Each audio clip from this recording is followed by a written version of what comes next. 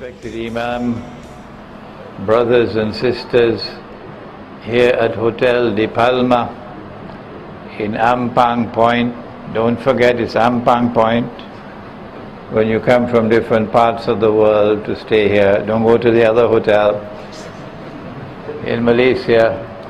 Assalamu alaikum wa rahmatullahi wa barakatuh. First of all, we are grateful to Surau Noor al-Hikmah at Hotel De Palma for kindly agreeing to a switch of topics for tonight. Tonight we brought forward a topic which was supposed to be delivered later. Tonight's topic is that fascinating topic of dreams and visions in Islam. And you do dream sometimes, don't you? Dreams and visions in Islam. And we also announced tonight the postponement of the lecture which was supposed to take place right here on the 22nd on the Muslim alliance with Rome, because I am discovering the subject to be far more complex than I anticipated, and my preparations for that lecture, I don't have enough time now. So I prefer to postpone the lecture until a later date when I'll be more comfortable with the topic. And so, dreams and visions in Islam, the forgotten branch of knowledge. Hardly ever do you hear someone speaking on this topic. We chose this topic for tonight because Nabi Muhammad alayhi salatu wasalam in the month of Rajab had that ru'ya in which Allah subhanahu wa ta'ala, the Quran refers to it as a ru'ya, when Allah subhanahu wa ta'ala took him on a journey. It was not a spiritual experience alone, it was the totality of his being on the Isra and Mi'raj. And so tonight we return to this vitally important subject of ru'ya, dreams and visions in Islam. And we chose to begin with that verse of Surah to Yunus of the Quran. Yunus, Jonah, the 10th surah of the Quran, in which Allah subhanahu wa ta'ala declares, بَعْدَ أَعُوذُ بِاللَّهِ مِنَ الشَّيْطَانِ الرَّجِيمِ إِنَّ أَوْلِيَاءَ اللَّهِ لَا خَوْفٌ عَلَيْهِمْ وَلَا هُمْ يَحْزَنُونَ. Those whom Allah draws close to Him, befriends them, protects them, the awliya Allah, they live lives in which they will have to experience no fear and no cause for grief.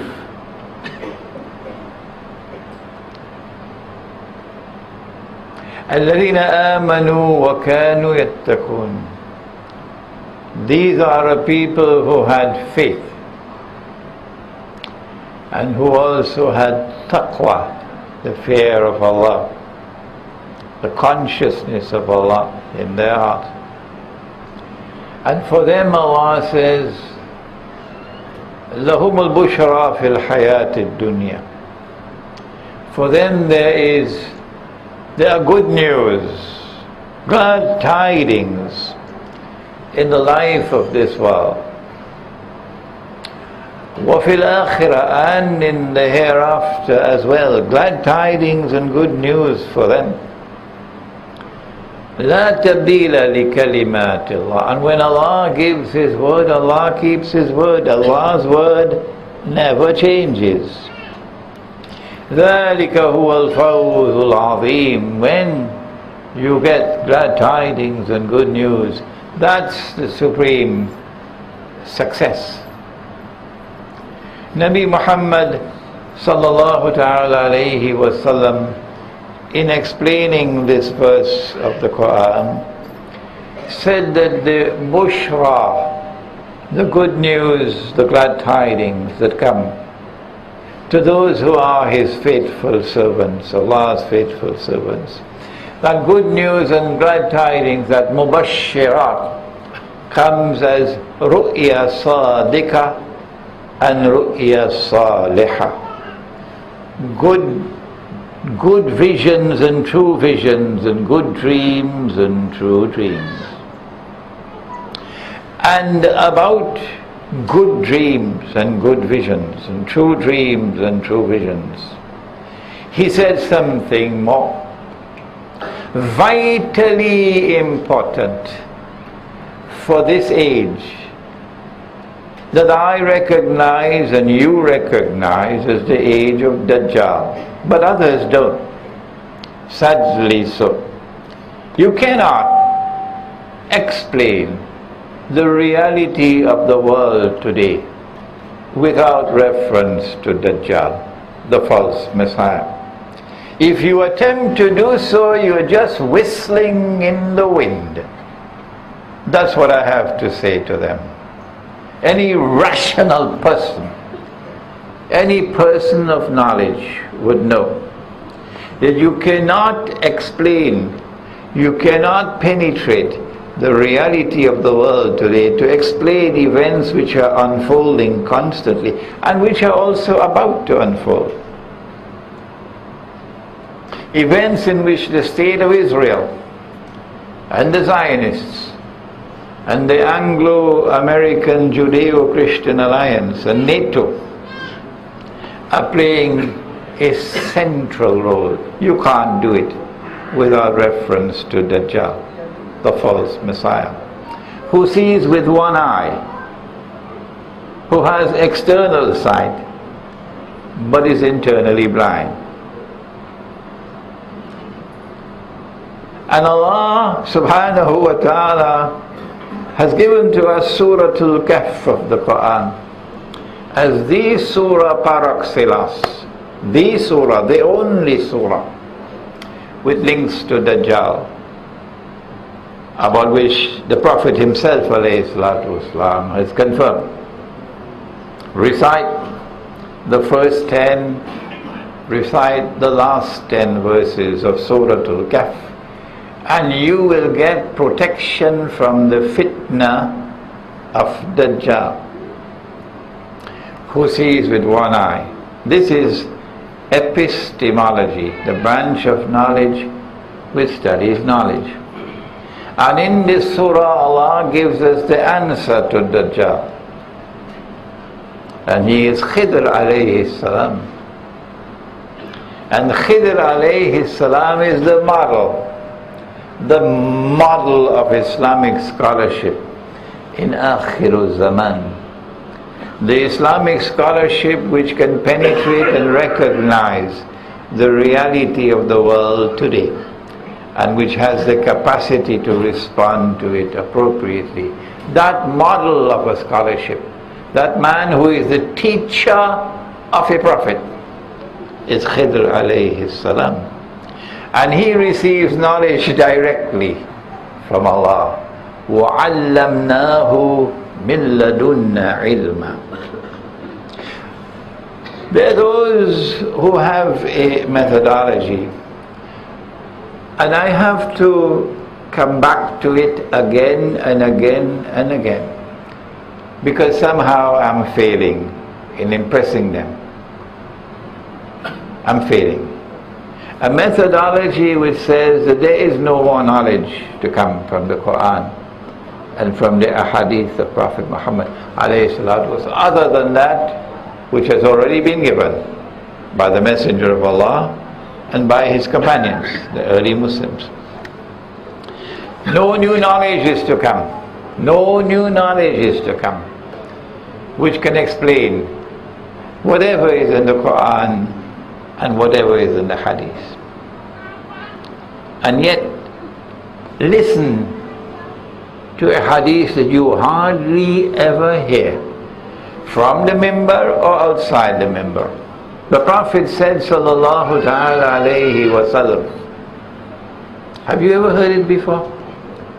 He said Nabuwa and Nabuwa, or prophethood, is comprised of 46 different parts. The hadith is in Sahih Bukhari. Nabuwa or prophethood is comprised of 46 different parts. After me, Muhammad alayhi salatu wasalam, nothing remains of prophethood in the world other than one part. Other than one part. There is one part of prophethood still remaining in the world today.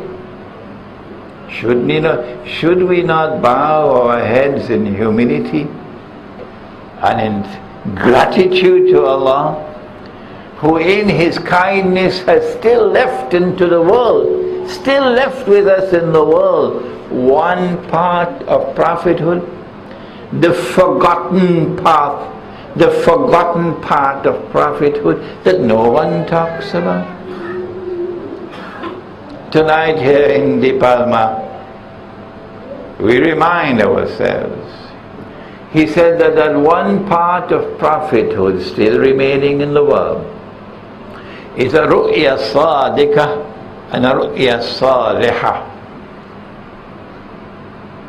Good dreams and visions, and true dreams and visions are the last remaining part of prophethood in the world.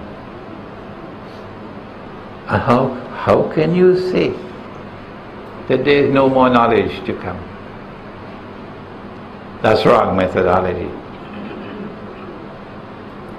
The subject is therefore of supreme importance.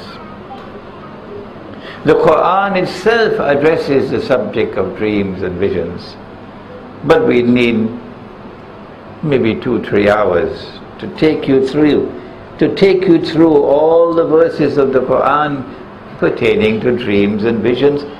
We don't have the time to do that, but you got homework to do. There are 3 kinds of dreams or visions. Said Nabi Muhammad alayhi salatu wasalam, there are those dreams and visions which are good and which are true, and they come from Allah. And if you have such a dream or vision, then you must perform 2 raka'at salat nafil, salatul nafila, in gratitude to Allah, and then give something in charity to thank Allah. And then there are dreams which come from shaitan, and these are evil dreams, these are nightmares, these are tricksters, these are dreams of deception. And when you have such a dream, said the Prophet ﷺ, a dream from shaitan, which of course you will have to recognize yourself. You don't have time to wake up, go to the computer, send an email to Sheikh Imran. Could you kindly tell me whether it is of shaitan? You will have to recognize it yourself. When you wake up from your sleep, you must turn your head to your left shoulder. Nobody ever told this to me. Nobody ever lectured on this subject to me. I graduated from the Aleen Institute of Islamic Studies without knowing this subject because it wasn't taught. Turn your head to the left shoulder and spit 3 times without saliva necessarily leaving your mouth. And then do not tell that dream to anyone, not even to your grandmother. And if you do that, and if you want to go back to sleep, then if you were sleeping on your right side, turn to your left side, change. If you do that, if you turn your head to the left shoulder and spit 3 times, which is psychologically dispelling, if you restrain yourself from narrating the dream to anyone, then the dream will fade away and will not harm you. And then there is a third kind of dreams, and this is the one which has engaged the attention of Western psychologists like Sigmund Freud and Carl Jung and Alfred Adler and other psychologists, psychoanalysts. And that is the dream that comes from your own heart, in which your heart speaks to you. Dreams from your own nafs. We wish we could have taken you tonight through all the dreams of the Quran. Number one, the dream or vision of Ibrahim alayhi salam, in which he saw himself sacrificing his son. Number two, the dream of his great-grandson, Nabi Yusuf alayhi salam, the Prophet Joseph, in which he saw the sun, the moon, and 11 stars bowing down and making sajda before him. Number three and number four, the dreams of the two prisoners whom he met when he was sent to prison. Sometimes when you're a very handsome man, sometimes when you're an extraordinarily beautiful woman, it can create problems, you know. It can create problems. So he is in prison, and these two prisoners come to him, and they narrate their dreams to him. The one who said, he's a butler for the king, he serves the king. He said, I saw myself pouring wine for the king. And the other one who is a baker, he said, I saw myself with a basket of bread, loaves of bread on my head, and the vultures were picking from it. And then there is 1, 2, 3, 4. Number 5, the king himself. Quran does not say Fir'aun. MashaAllah. Meticulous accuracy in the Quran. It does not say Fir'aun, it says king. And you might want to ask yourself why. That's your homework. And the king has a dream. 7 thin cows and 7 fat cows. And the thin cows devour the fat cows. 7 ears of corn with the grain still in the husk. And 7 ears of corn with no grains on the husk. And then there is the dream of someone who descended from Yusuf alayhi salam many generations later, the mother of Musa alayhi salam, who was given the wahi, the inspiration to put the baby in the basket, put the basket in the river, and Allah then took the baby to where He took the baby. And then there is Nabi Muhammad alayhi salatu wassalam on the eve of the Battle of Badr. And if we are defeated, that's the end. Everything is finished.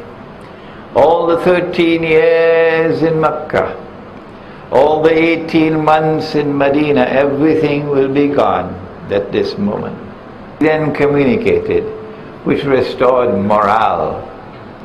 And then there is the dream or vision of Nabi Muhammad alayhi salatu wasalam after the Battle of Badr, after the Battle of Uhud, after the Battle of Khandaq or Al-Ahzab, when the kuffar had given to war all that they could give, and they had not succeeded.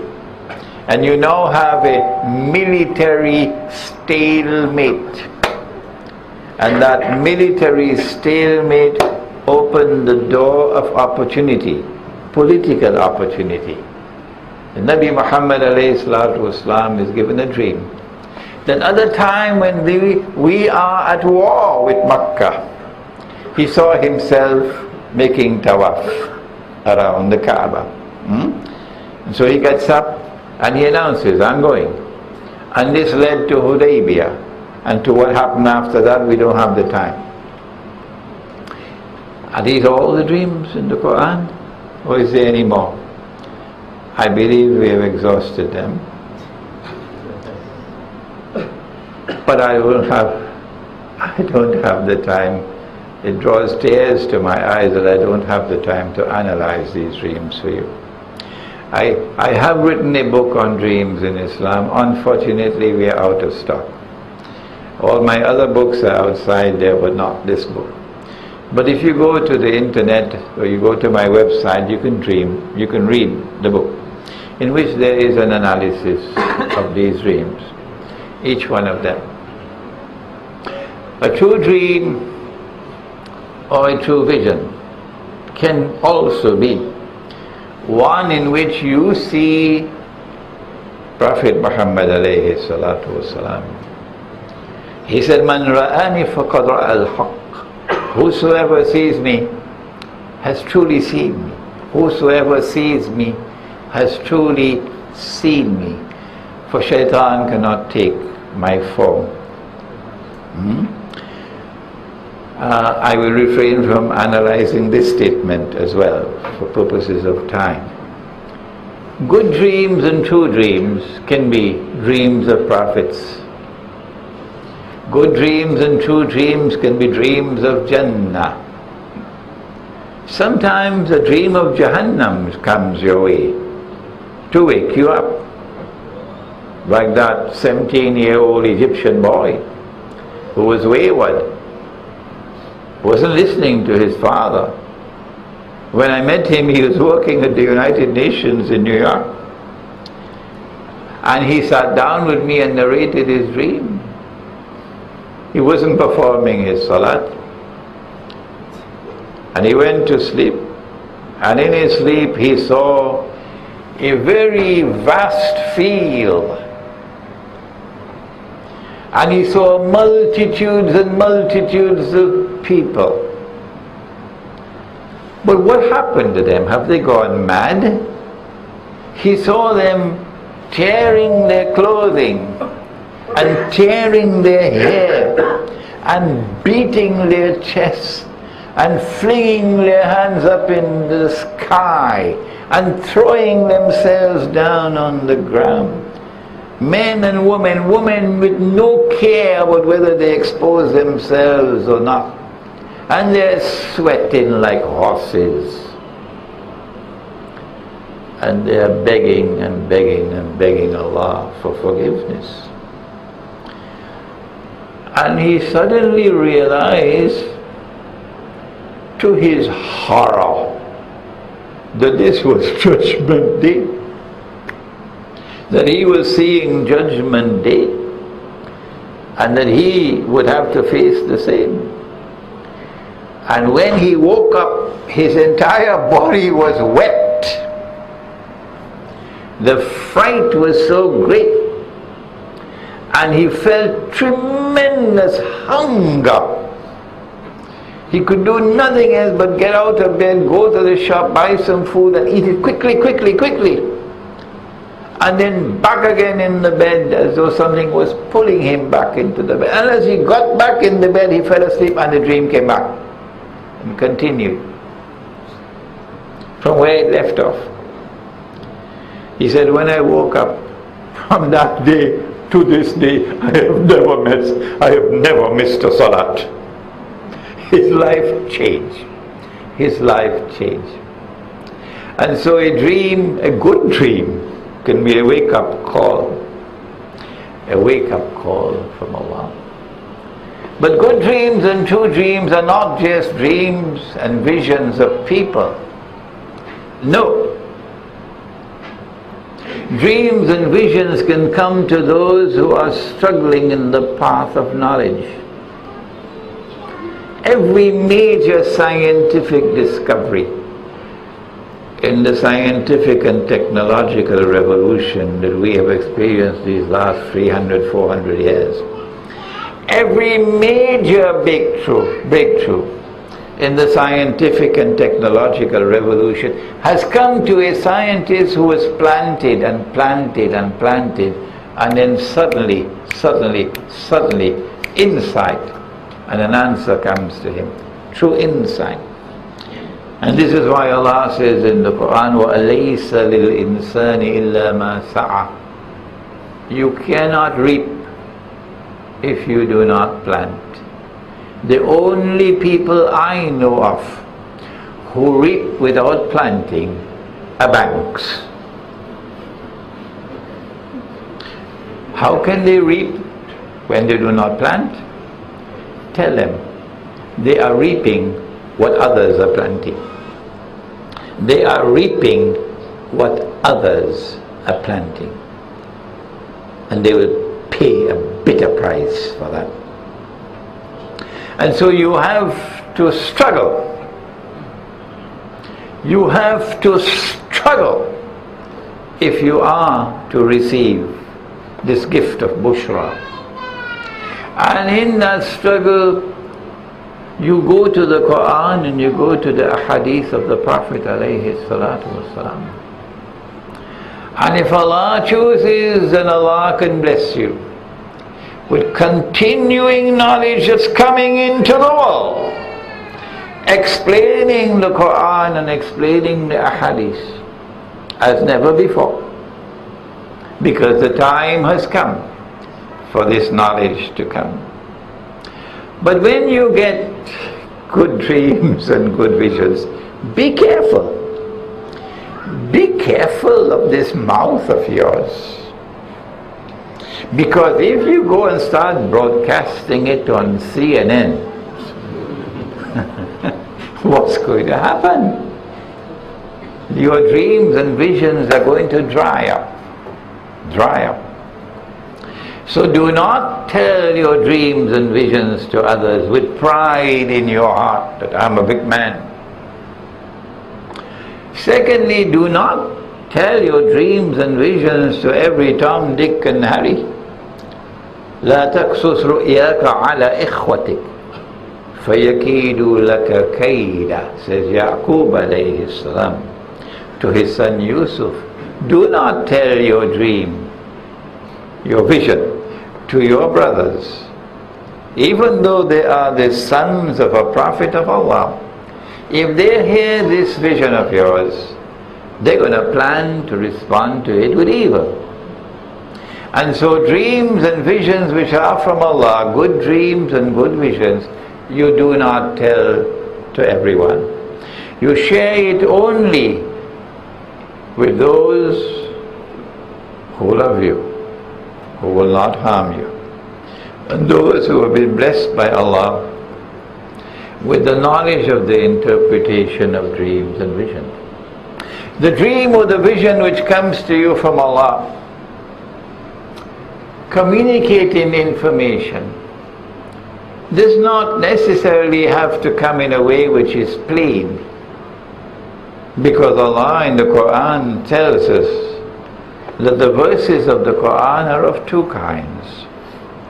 There are those verses which are the heart of the Quran, Ummul Kitab, which are muhkamat, plain and clear. You don't have to send an email to Sheikh Imran. Could you kindly interpret this dream for me? Plain and clear. But Allah in His wisdom,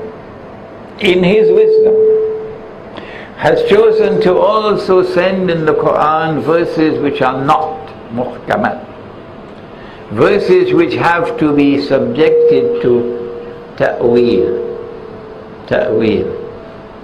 Ta'wil means interpretation, and they are called mutashabihat. They are verses which have to be interpreted. interpreted. And in Surah Yusuf of the Quran, وَكَذَلِكَ يَجْتَبِيكَ رَبُّكَ وَيُعَلِّمُكَ مِنْ تَأْوِيلِ الْأَحَادِيثِ إلى آخر الآية. It is Allah who blesses you with this knowledge, how to interpret dreams and visions, ta'weel al-ahadith. It is not taught in the International Islamic University in Gumba.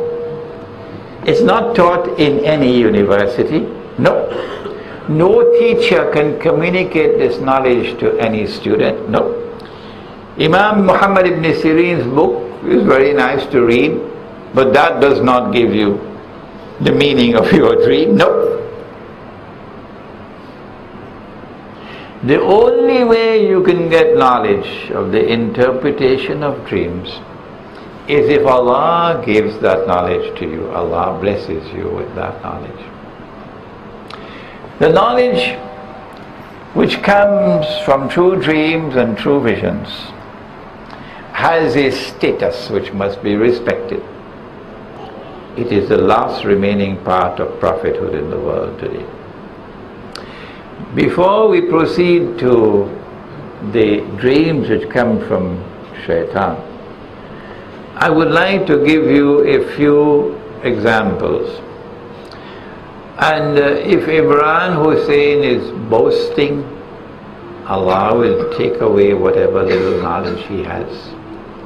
If Imran Hussein speaks with pride, Allah will surely take away whatever little knowledge he has.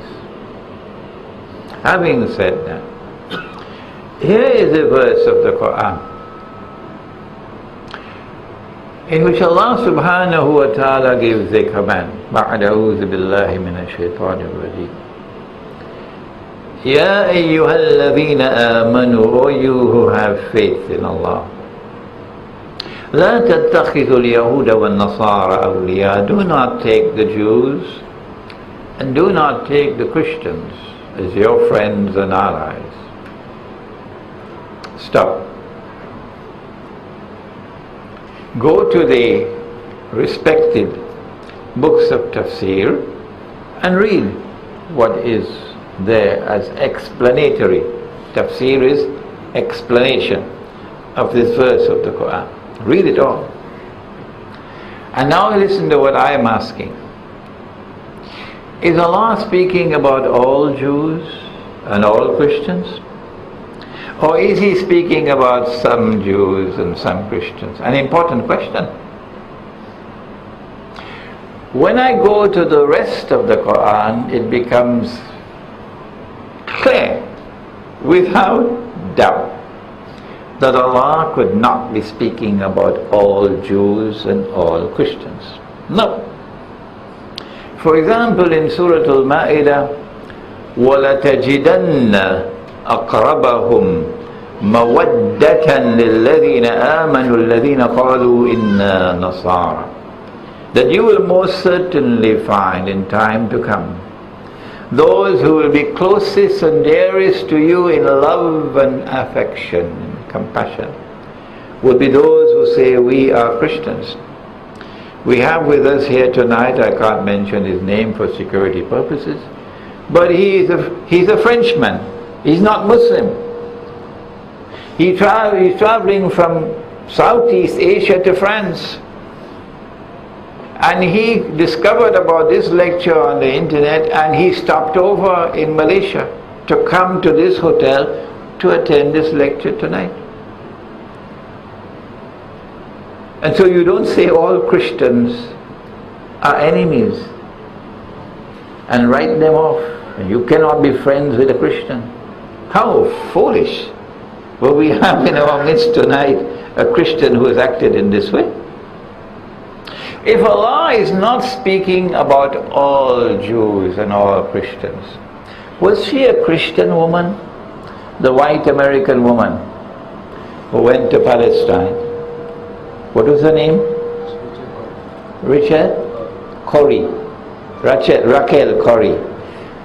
She went to Palestine to protest against the Zionist destruction of the homes of the Palestinians. And she went before a tractor which was going to demolish her home, and stood up in front of the tractor to prevent it from demolishing the home. And the Zionist, who has the heart of a beast, drove the tractor over her body and killed her. Is that woman your enemy? Is the Quran saying you cannot be friends with such people? What nonsense. Well then, if Allah is not speaking about all Jews and all Christians, which Jews and which Christians? I asked this question. And when I asked this question, the answer is right there in the words which follow. بَعْدُهُمْ أَوْلِيَاءُ بَعْضٍ. Allah is saying, بَعْدُهُمْ أَوْلِيَاءُ بَعْضٍ. That's the answer to the question. Do not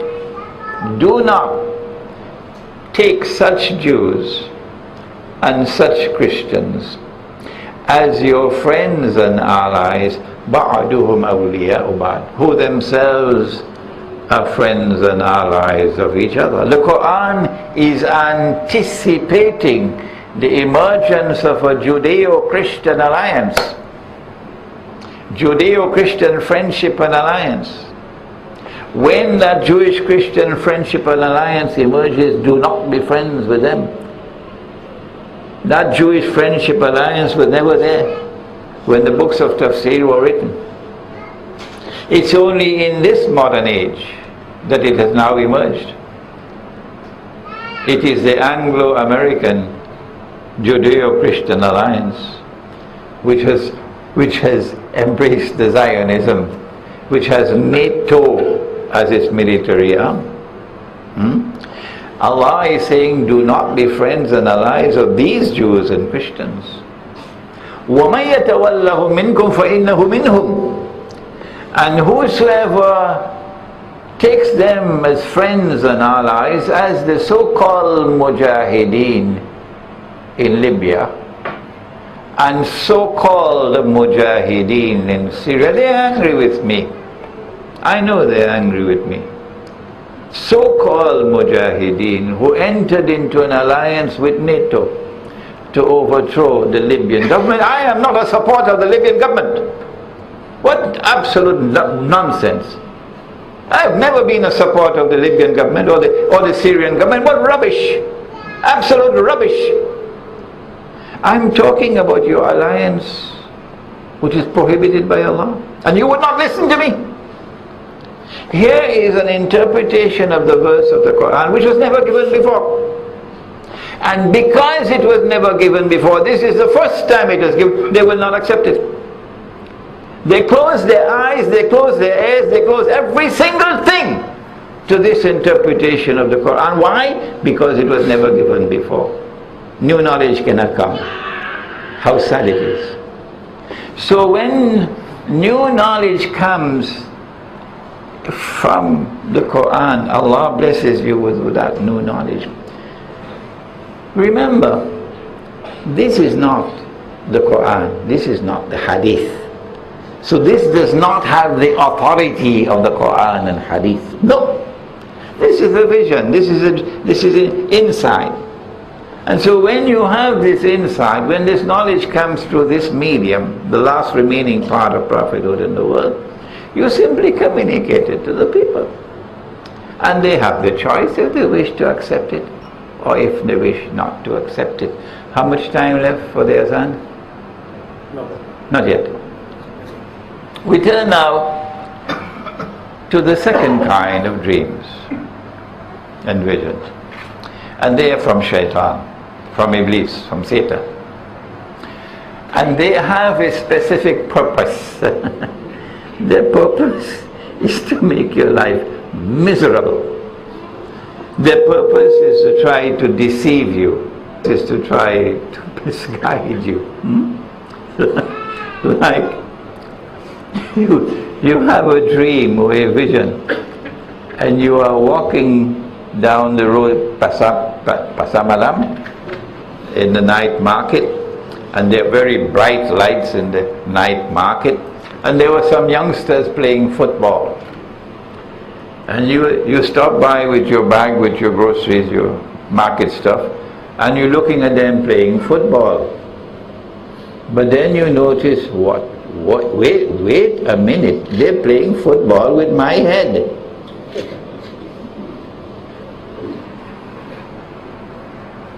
When you see them playing football with your head, you get such a terrifying fright. You could have a heart attack.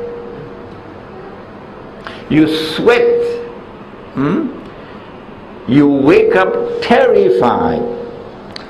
And this is called a nightmare. And Shaitan's purpose is to make your life miserable. And as he sees you responding in a miserable way, he is so happy, he is laughing his head off. From there where you can't see him. But dreams and visions which come from Shaitan can have more dangerous implications. You got married, mashallah. If you're a young man and you're not married, let me know after the lecture, because I have many daughters.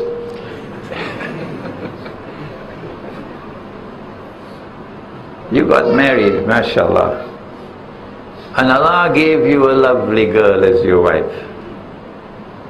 She's in hijab. She's not bareheaded. No. She covers. She does not reveal the charms that Allah gave to her. No. She is modest, mashallah. She's shy. The essence of a woman is being shy and bashful. Not like Uncle Sam's daughters. No. Who have lost all shyness, all bashfulness, and hence are becoming less and less feminine and more masculine.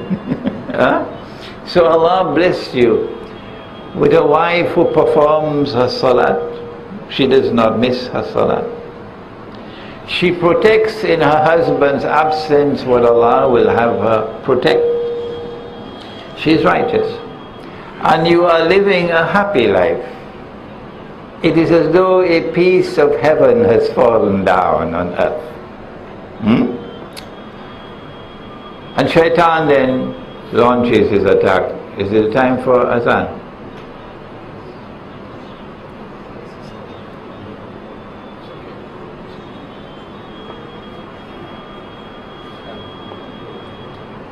Shaitan launches his attack. He comes to you in a dream and shows you your wife in private with another man.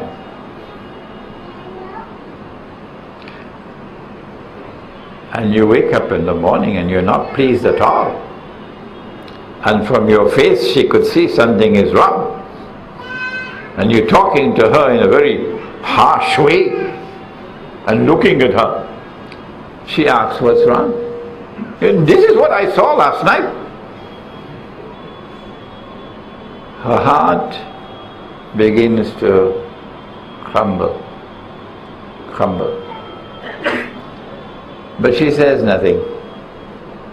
1 week later, Shaitan comes back. Some of you may have had these dreams. And you now see your wife in bed with another man. And when you wake up, you're at war. A declaration of war. Oh my gosh, you're stamping your foot, you refuse to eat any food, you slam the door when you're leaving the house. And what's going on here? She realizes that you don't trust her anymore. You don't trust her anymore. And her heart is now broken. And by the time you have the third dream, the divorce takes place. And then Shaitan rubs his hand and he says, mission accomplished. Mission accomplished.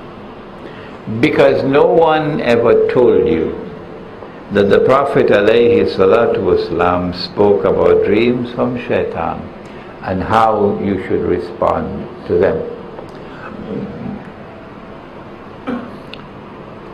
Who is going to call the Azan? Nobody here? Please find out outside.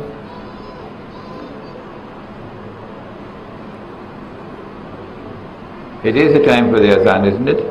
Okay, so go ahead, call the Azan. Bismillah. You can't wait. In India, 100 years ago or more, and he had dreams and visions. So many that they were able to compile a book. And in these dreams and visions he was given 95% of the truth that was dazzling, that he could correct all the rest of the ulama. Example, Allah says in Surah Al-Baqarah of the Quran, بعد أعوذ بالله من الشيطان الرجيم ما ننسخ من آية أو ننسها نأتي بخير منها أو مثلها. We do not cancel, we do not abrogate, nor do we cause to be forgotten any ayah, but that we replace it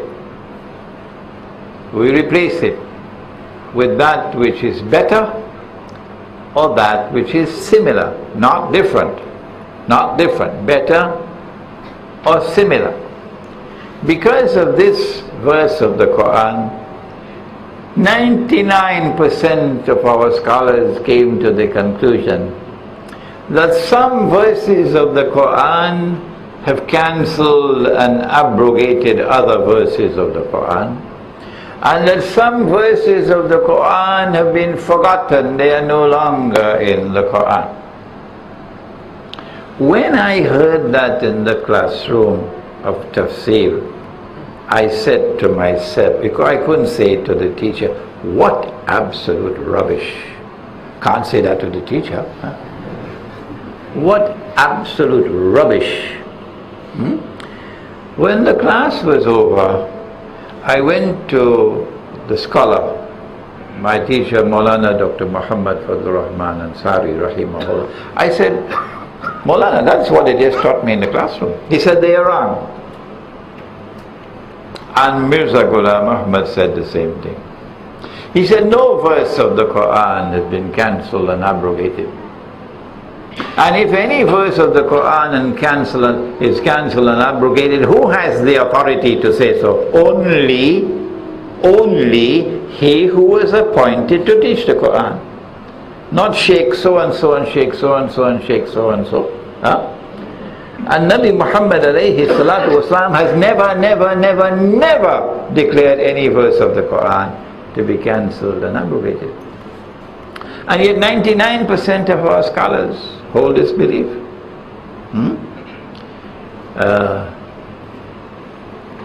Mirza Ghulam Ahmad declared, no verse of the Quran has been cancelled or abrogated. He was right. And on several other issues he was correct. And yet this is a man who was convinced because of the voice who was speaking to him, Shaitan, Dajjal, that when Nabi Muhammad alayhi salatu wasalam said that there is a mujaddid to come at the turn of every century, he was the mujaddid. That when Nabi Muhammad alayhi salatu wasalam said that Imam al-Mahdi is to come, he said, I am Imam al-Mahdi. That when Nabi Muhammad alayhi salatu wasalam said that the Messiah will come down, will return, the Masih al-Mawud, he says, I am the Masih al-Mawud. Forgetting that the Messiah who is to come is the son of Maryam, and he, Mirza, is the son of a Punjabi woman. Huh? And finally, that he is a prophet of Allah. He is a prophet of Allah. He says there are two kinds of prophets: full-fledged prophets and part-time prophets. He is the part-time one. Zilli Nabuwa. So, here is a case of dreams and visions which communicated truth that was dazzling, and yet there was falsehood in it. Like Al Jazeera.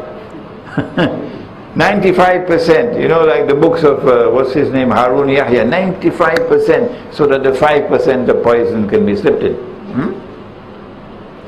So, when you have dreams, to recognize that this dream is from shaitan, you got to measure this dream with the Quran. If it is in conflict with the Quran, if it is in conflict with the Quran, if it is in conflict with the Sahih Hadith, then you recognize that this could not be the truth. So be careful. Be careful. Because Dajjal has a PhD in deception. Now let's go to the third kind of dreams, namely the dreams from your own nafs.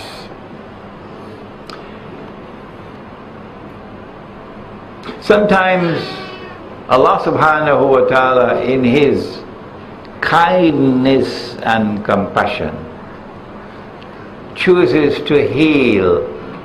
This is the... Do we have any medical doctors here tonight? Yes, we have two. At least two. This is the therapeutic value. This is medical terminology. The therapeutic value of dreams and visions. Someone is suffering from a broken heart. Did I tell you the story about a little girl? She's only 5 years of age, and in the summertime there are ice cream trucks which come through her town, and the ice cream trucks have music, and the truck will come after school is over in the afternoon. So on this day the ice cream truck came, and the music is being played, and all the children in the street are running because it's summertime, it's hot, to buy ice cream. And she is in her home, she hears the music, and she asks her mummy for money. My mummy doesn't have any money. No. So she stands by her window and looks down at the children running to the ice cream truck. She looks down and she sees them buying the ice cream and eating ice cream. She sees them going back to their home, and then she sees the ice cream truck drive away, and the tears fall from her eyes, and that little heart is broken. But Allah subhanahu wa ta'ala is a God of rahmah, and even that little heart that is broken, He wants to mend it. So the heart responds with a dream. And in the night the ice cream truck came again. The ice cream truck came again. And when she went to Mummy, ice cream, can I get some money? Gave her the money. And she ran down the road, and she bought the ice cream, all that she wanted. And she came back into her house, and she sat down and she ate and she ate and she ate, and the ice cream was all over her face and all over her clothing. And when she woke up in the morning, the heart was mended. Praise be to Allah, who uses a dream from the heart to heal the heart. And then there was this girl, she was just 14 when he married her. Of course now in the age of Dajjal she has to be 26. Only a fool will marry at 14. Huh? This is the age of Dajjal. The age of Dajjal. Maryam alayhi salam, had just reached the age of puberty. She could no longer live in the temple. And then the angel came to her in the form of a man.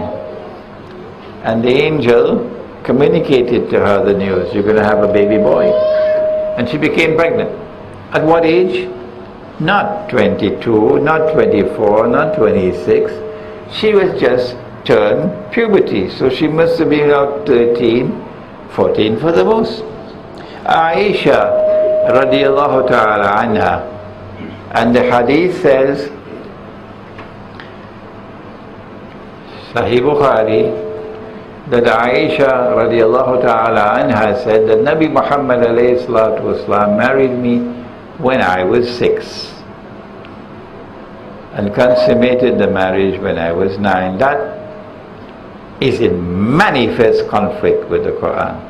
Manifest conflict with the Quran. If ever there was a fabrication, that's a fabrication. No. Aisha radiallahu ta'ala anha had to have reached the age of puberty for the marriage to take place. And there are many scholars who have done the research, mathematical research, and have published their findings to show it was impossible for Aisha radiallahu ta'ala anha to have been 6 when that marriage took place. Indeed, no marriage ever took place here on earth. Allah married them. So here are two cases where marriage takes place early, not late. Okay? And when we build our Muslim village, mashallah, our girls are going to be married very early. Very early. So she got married when she was just 14. And he was maybe about 21 or so. And they lived for 50, 60 years together. And they had so much love between them. I don't know whether he had any other wives, but this one, they were very happy. And when he became an old man, he used to walk with a walking stick, and with the other hand, he'd be holding hands with her and walking in the garden. You ever held hands with your wife and walked? And then he died. And when he died, she was broken. She doesn't eat anymore. No. She can't sleep properly. No. She's just sitting on her rocking chair as though she's in another world, not talking to anyone. Her children and her grandchildren are worried. If she continues like this, she'll die. She'll die. And then in the night, he came. He sat beside her on the bed. He held her hands. He talked to her. He joked and laughed with her. He spent the whole night with her. And when she woke up in the morning, look at Granny. What happened? She's so brisk, she's moving, she's washing, she's cleaning, she's in the kitchen, she's giving orders here and there, like she used to be before. Something has happened. The dream has come to mend the broken heart, to restore her to a state of health. And praise be to Allah. But before I end, your heart can do something else to you. You see, you have this hat and the bed, and you're quoting Quran and Hadith and Quran and Hadith and Quran and Hadith, and everybody honors you and respects you. Sheikh, Sheikh, Sheikh, Sheikh, Sheikh. When you come, they want to take picture with you, picture with you, picture with you. So you got the impression that I'm a big man. I am a big man now. I'm a great man. I'm a famous man. So you went to sleep. Now, a long time you didn't have, in this age of progress, you take the toilet and put it inside the house. In this age of progress, you take the toilet, put it inside the house. But in that age, when you didn't have this kind of progress, people used to have a latrine at the back of their house. Sometimes you had a septic tank, or sometimes simply you dug a hole. And when it was full, it had to be cleaned. So the structure that was built was movable.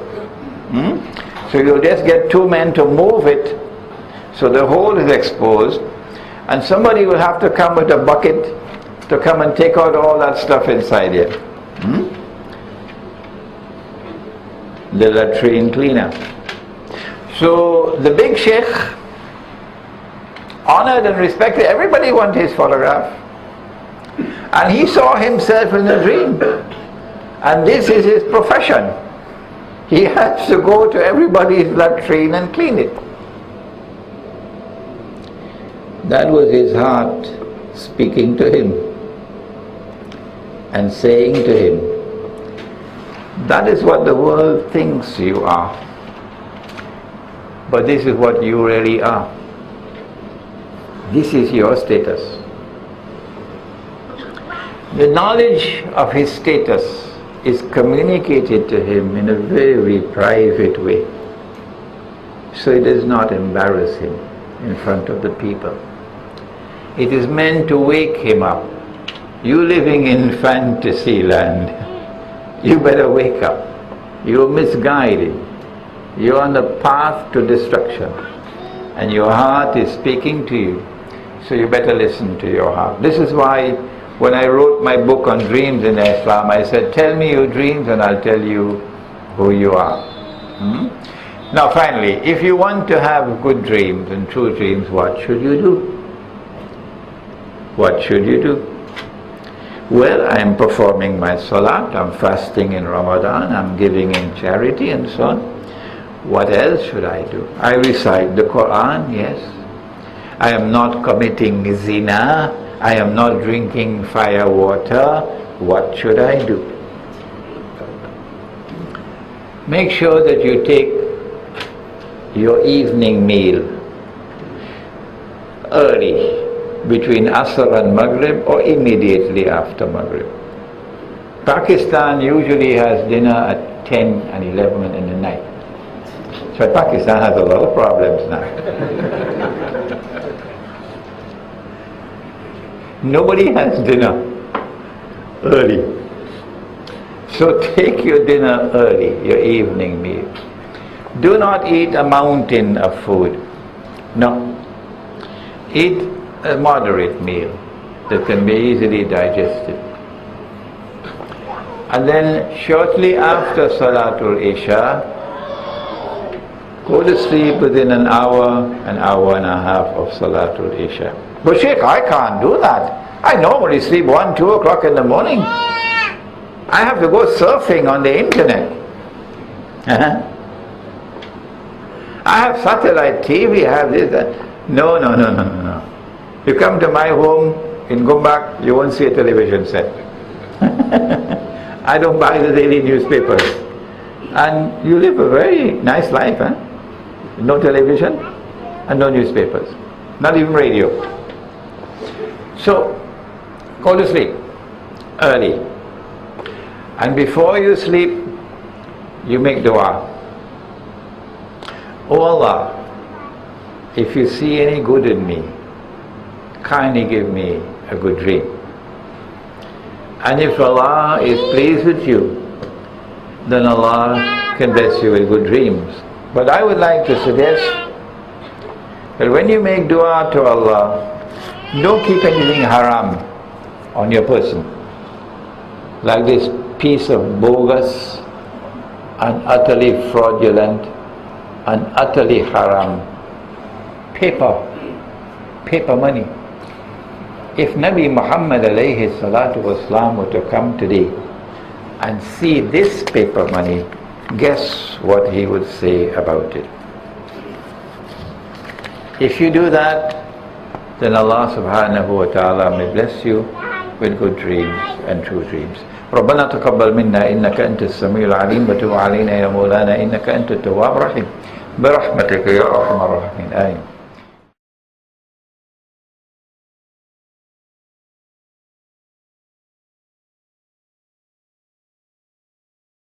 Read my book on Gog and Magog.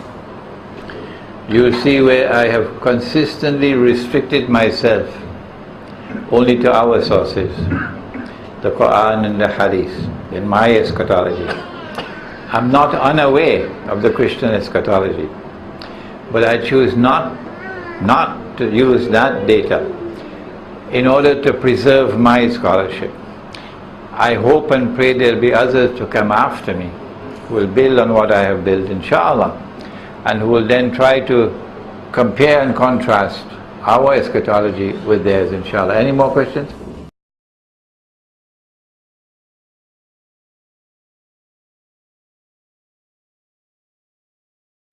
Good question, good question. Last night I saw my neighbor's house on fire, burning down. Last night.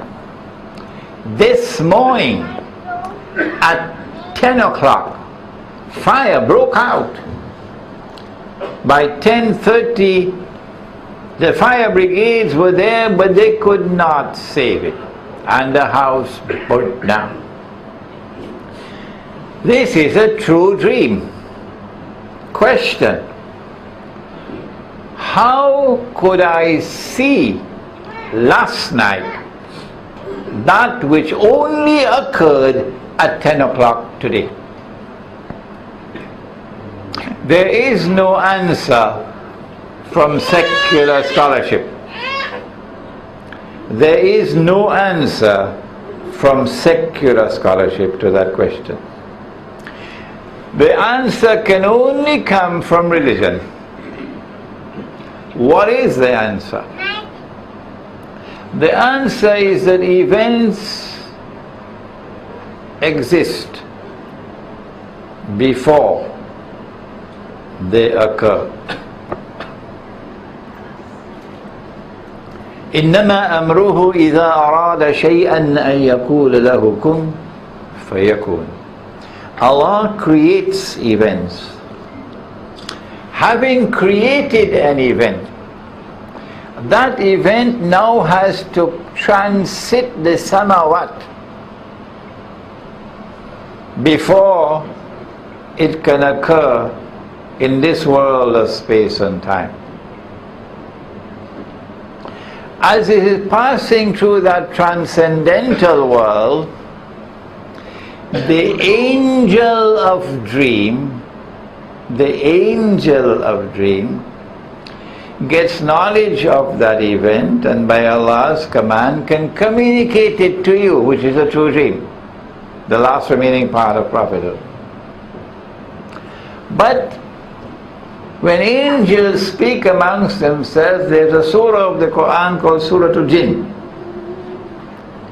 The jinn can eavesdrop and get some knowledge of these events which are to occur. And then the jinn can convey that information to human beings, which is why President Reagan had one of them in the White House. I don't know if you know about that. Yeah. So this is how you have the fortune teller and the soothsayer. But the information that comes from such a person is unreliable, because it's second-hand information that can be inaccurate and can be incomplete.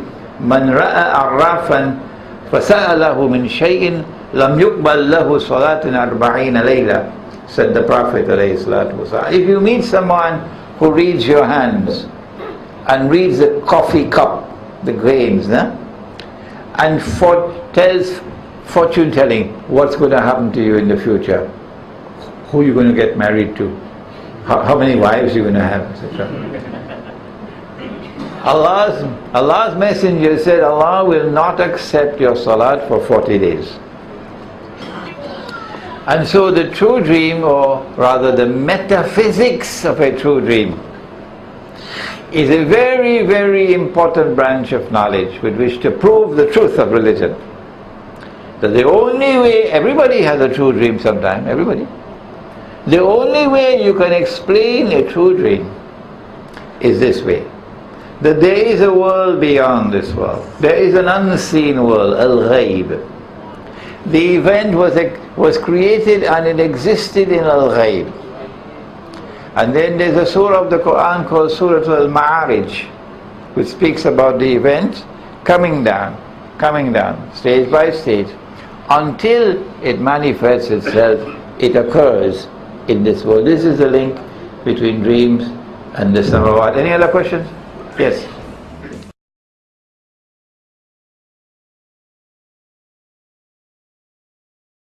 I had the time to analyze the dreams in the Quran.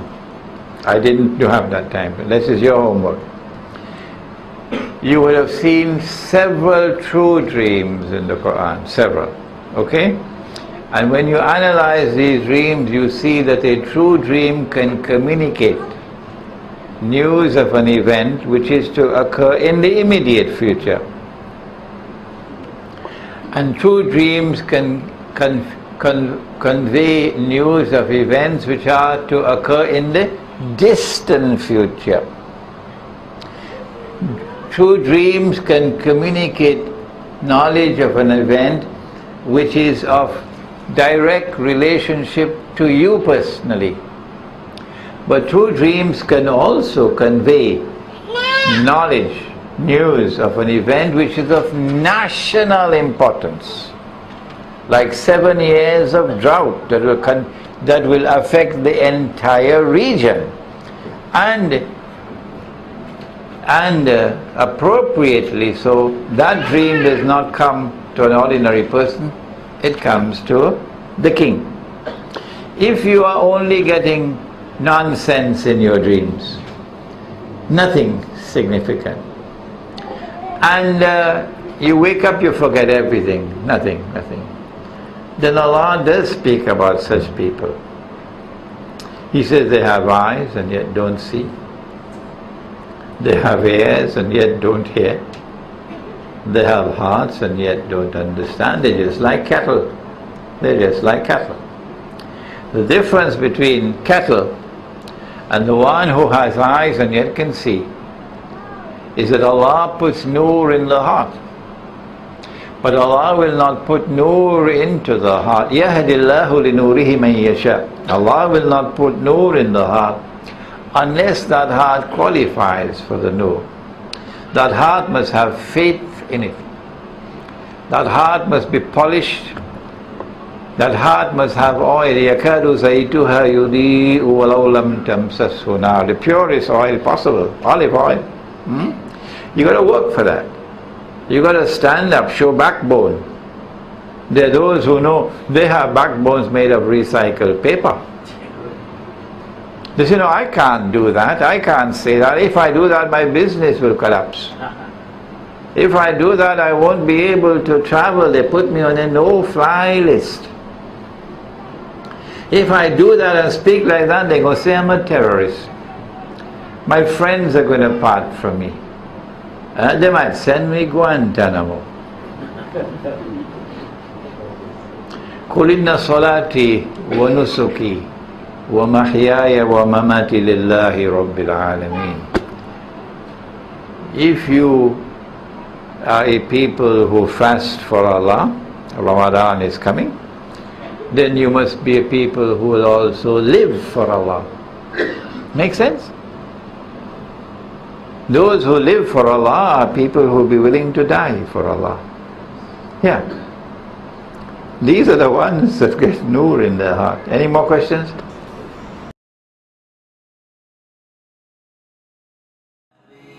تأمل قدرة الرحمن وانظر سيهديك التأمل للصواب ومد الطرف في كل النواحي سؤالك سوف يرجع بالجواب.